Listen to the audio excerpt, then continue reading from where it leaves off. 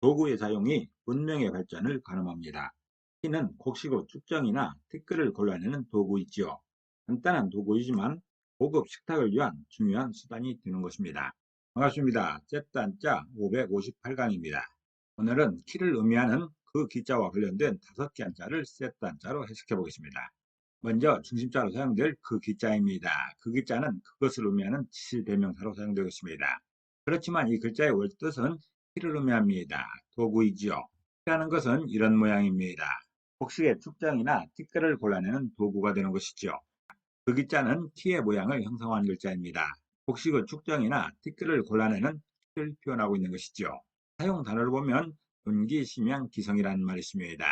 이 말은 양심을 잃지 말고 그대로 간직하여 하늘이 주신 본성을 키워나간다는 뜻입니다. 또 기타라고 할 때나 기간이라 할 때도 그 기자가 사용되고 있습니다. 중심자인 그 기자에 또 하나의 부수가 추가될 때마다 또 다른 한자를 만날 수 있습니다. 이것이 바로 셋단자입니다. 그 기자가 사용된 첫 번째 관련자는 터기자입니다. 터기자는 터를 의미하고 기초를 의미합니다. 터라는 것은 활동하는 토대나 일이 이루어지는 밑바탕이지요. 이 터기자는 그 기자와 토자로 구성되었습니다. 그 중에 그 기자는 키를 의미합니다. 그리고 도구로 해석합니다. 그리고 흑토자는 흙을 의미하고 땅을 의미하기도 합니다. 그래서 터기자는 키를 사용하는 땅이 터라고 표현하고 있습니다. 다시 말해서 수확한 곡식의 품질을 가리는 자리가 터라는 것이죠. 1년 농사의 성패를 가리는 자리가 바로 이 자리입니다. 키를 사용하여 곡식의 품질을 가리는 그 자리가 터인 것이죠.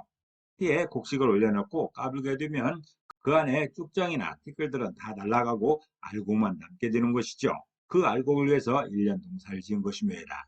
일이 이루어지고 완성되는 자리가 바로 이 자리인 것입니다. 터기자는 키를 사용하는 땅이 터라 표현하고 있습니다. 다시 말해서 수확한 곡식의 품질을 가리는 자리가 터라는 것이죠. 사용 단어로서는 기독교가 있습니다. 기독교는 예수 그리스도를 구주로 믿으면서 구원을 바라는 신앙으로서 카톨릭과 대비되는 개신교를 지칭하는 종교입니다. 또 기초라고 할 때나 기반이라 할 때도 특이자가 사용되고 있습니다. 두 번째 관련자는 기약할 기자입니다. 기약할 기자는 기약하다는 뜻이 있죠. 기약이라는 것은 때를 정한 약속입니다. 기약할 기자는 그 기자와 다룰자로 구성되었습니다. 그 중에 그 기자는 키를 의미하고 도구로 해석합니다. 다룰자는 하늘에 떠 있는 달입니다. 시간을 의미하죠. 원력으로 계산할 때 달의 이동을 보고 시간을 계산하고 있습니다. 그래서 기약할 기자는 키를 만나는 날이 기약이라 표현하고 있습니다. 다시 말해서 기약이라는 것은 속한 곡식에 키를 까부는 시간이라는 것이죠. 진정으로 1년 농사 후에 곡식을 만나는 시간, 음식을 만나는 시간이 이 시간이라는 것입니다. 이렇게 키를 까불면서 곡식에서 쭉정이와 티끌을 골라내고 알곡만 찾게 되는 이 시간이 기약된 그 시간이라는 것이죠. 이 시간의 대표적인 시간이 추석이라 부르는 8월 대보름입니다. 농사가 풍년이라면 풍성한 한가위를 맞는 것이죠. 기약알기자는 키를 만나는 달이 기약이라 표현하고 있습니다. 수확한 곡식에 키를 까부는 시간이 기약된 시간이라는 것이죠. 사용 단어로서는 일기일회라는 말이 있습니다. 일기일회는 평생에 단 한 번 만남이라는 뜻으로서 기회의 소중함을 비유하는 말입니다. 또 기회라고 할 때나 기약한다고 할 때 기약할 기자가 사용되고 있습니다. 그 기자가 사용된 세 번째 관련자는 쪼갤 사자입니다. 쪼갤 사자는 쪼개다는 뜻도 있고 이것이란 뜻도 있습니다. 이 쪼갤 사자는 그 기자와 도끼 근자로 구성되었죠. 그 중에 그 기자는 키를 의미하고 도구로 해석합니다. 그리고 도끼 근자는 도끼를 의미하고 있습니다. 그래서 쪼갤 사자는 키를 도끼로 쪼갠다고 표현하고 있습니다. 이 말에서 대나무를 쪼개서 키를 만드는 모양을 설명하고 있습니다. 키를 만들 때 이런 순서로 진행됩니다. 처음에 도끼를 가지고 대나무를 쪼갠 다음에 칼로 잘 다듬어서 그 다음에 키를 만들게 되는 것이죠. 키를 만드는 처음 과정이 도끼로 대나무를 쪼개는 것입니다. 쪼개 사자는 키를 도끼로 쪼갠다고 표현하고 있습니다. 다시 말해서 대나무를 쪼개서 키를 만드는 모양을 설명하고 있습니다. 사용 단어로서는 사문난적이라는 말씀입니다.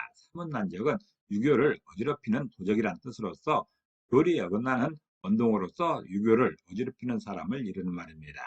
또 사도라고 할 때나 사학이라 할 때도 쪼갤 사자가 사용되고 있습니다. 네 번째 관련자는 속일 기자입니다. 속일 기자는 속이다는 뜻이 있죠. 이 속일 기자는 그 기자와 하품 흠자로 구성되었습니다. 그 중에 그 기자는 키를 의미하고 으로 해석합니다. 하품 홈자는 입을 크게 벌린 모양이지요. 하품할 때처럼 입을 크게 벌린 모양입니다. 그래서 속일 기자는 키를 들고 크게 입 벌리는 모양이 속이는 것이라 표현하고 있습니다. 다시 말해서 키를 들고 큰 소리를 치게 되면 속이는 것이라 설명하고 있습니다. 이 말은 아직 상품성이 충분하지 않은 상태에서 거래하려는 시도를 말하고 있습니다. 이렇게 키를 까불고 있을 때는 아직 상품성이 충분하지 않은 때입니다. 댓글이나 측정이를 다 골라낸 다음에야 비로소 상품성이 있는 것이죠.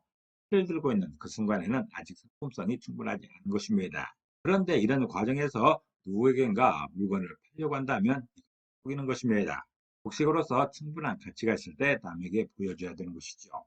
속일 기자는 키를 들고 크게 입 벌리면 속이는 것이라 표현하고 있습니다. 아직 상품성이 충분하지 않은 상태에서 거래하려는 시도를 말하고 있습니다.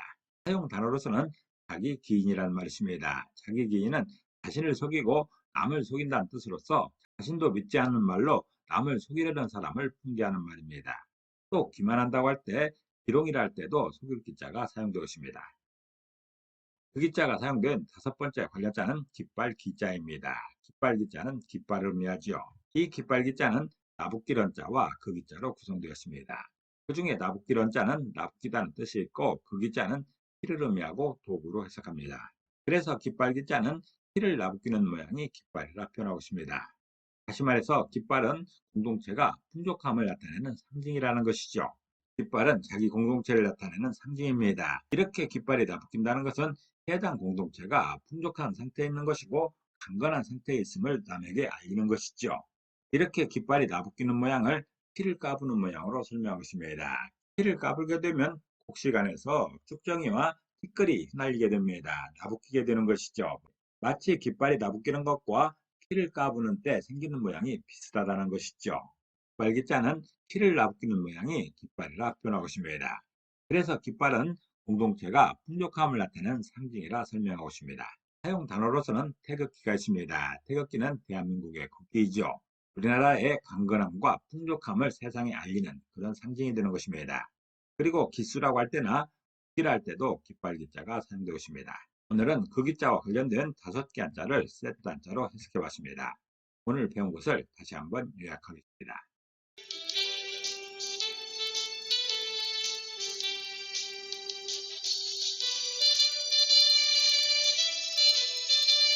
오늘도 평안을 기도합니다. 감사합니다.